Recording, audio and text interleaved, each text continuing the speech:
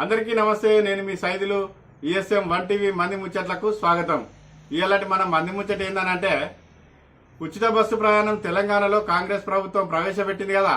ఇక ఈ ఉచిత బస్సు ప్రయాణం చేసిన కాడ నుంచి ఒక్కొక్కరు ఒక్కొక్క రకంగా కామెంట్లు చేస్తున్నారు. అయితే ఇటీవల ఒక చిన్న సంఘటన, 2 వీడియోలు వైరల్ అయినాయి. బస్సులో ప్రయాణిస్తున్నటువంటి ఒక మహిళ కుట్లు అల్లికల పని చేసుకుంటూ ప్రయాణం చేస్తున్నదని, ఎల్లిగడ్డ అల్లం పొట్టు గీకుంటా ప్రయాణం చేస్తానని కేసీఆర్ వ్యంగ్యంగా మాట్లాడిండని దాని మీద సీతక్క కౌంటర్ ఇచ్చింది. ఏమనిచ్చింది? కేటీఆర్ సుదూర ప్రయాణం చేస్తున్నటువంటి ఒక మహిళ సమయాన్ని వృధా ఎందుకు చేయాలని చెప్పేసి తన జీవనాధారమైనటువంటి కుట్లు అల్లికలు పని చేసుకుంటూ ప్రయాణం చేసింది తప్పేంది అని అన్నారు. వాస్తవమే, అలా తప్పేంది.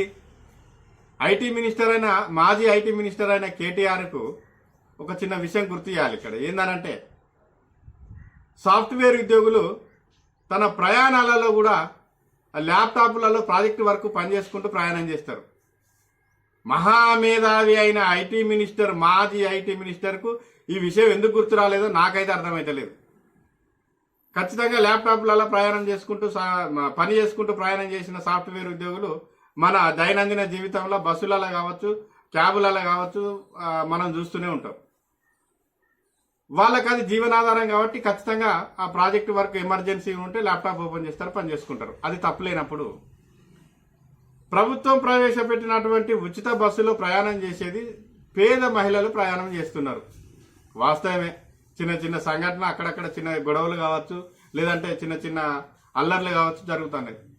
సహజంగా అది ఏదైనా ఒక పథకం పెట్టినప్పుడు కావచ్చు, ఏదైనా ఒక ఫంక్షన్ కావచ్చు, ఏదైనా ఒక కార్యక్రమం కావచ్చు, చిన్న చిన్న డిస్టర్బెన్స్ అనేటివి జరుగుతాయి. ఆ చిన్న చిన్న వాటిని ఆసరా చేసుకొని మొత్తం పథకమే తప్ప అనడం అది మూర్ఖత్వం అవుతుంది, కానీ ఇంకోటి కాదు. ఇంకొకటి, దురహంకారి కేటీఆర్ అధికారం కోల్పోయేసరికి తెలంగాణ ప్రజలు కర్రు గాల్చి పెట్టిన వాతకు దిమ్మ తిరిగి మైండ్ బ్లాక్ అయి పిచ్చిలేసి అధికార దర్పాన్ని అనుభవించినటువంటి దురహంకారి కేటీఆర్ అధికారం కోల్పోయేసరికి మైండ్ పిచ్చి పిచ్చిగా ఆలోచనతోటి పిచ్చి పిచ్చి మాటలు మాట్లాడుతాడు కేటీఆర్. ఇంకా బస్సులు పెంచుండ్రి, ఒక్కరికొక్క బస్సు ఇయ్యండ్రి, ఆ బస్సులలో కుట్లాలికలే చేసుకోండి, అల్లం వెళ్ళిపోయి పొట్టే తీయండి, లేకపోతే బ్రేక్ డ్యాన్సులే చేయండి, ఇంకేమన్నా చేయండి అని మాట్లాడతాను. అరే ఓ మెదడు తక్కువ కేటీఆర్గా ఇంకేమన్నా చేసుకోండి, బస్సు ఫ్రీగా ఇస్తే కుటుంబం అంతా ప్రయాణం చేసి ఇంకేమన్నా చేసుకోండి అంటే ఇంకా సంసారం చేసుకొని మాకేం అభ్యంతరం అని మాట్లాడుతున్నావా? అరే బేకు, క్యాబరే డ్యాన్సుల బుద్ధి నీదిరా.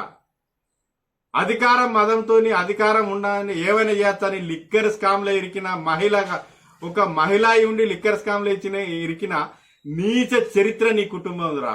పేద ప్రజలకు, తెలంగాణ పేద ప్రజలందరూ ఒక్కటై సకల జనులు పోరాటం చేస్తే ఆ పోరాటం వల్ల అధికారాన్ని చేపట్టి అధికారాన్ని అపహాస్యం చేసి తెలంగాణ ధనిక రాష్ట్రంగా ఉన్నటువంటి తెలంగాణను భ్రష్టి పట్టించిన నీచ చరిత్ర నీ కుటుంబాన్ని, నీది నీ అయ్యేదిరా బేకు. తెలంగాణ మహిళలు బస్సు ప్రయాణం చేస్తే బస్సులలో క్యాబరే డ్యాన్సులు చేసుకొని బ్రేక్ డ్యాన్సులు చేసుకొని అని మాట్లాడతావురా బాడకావు.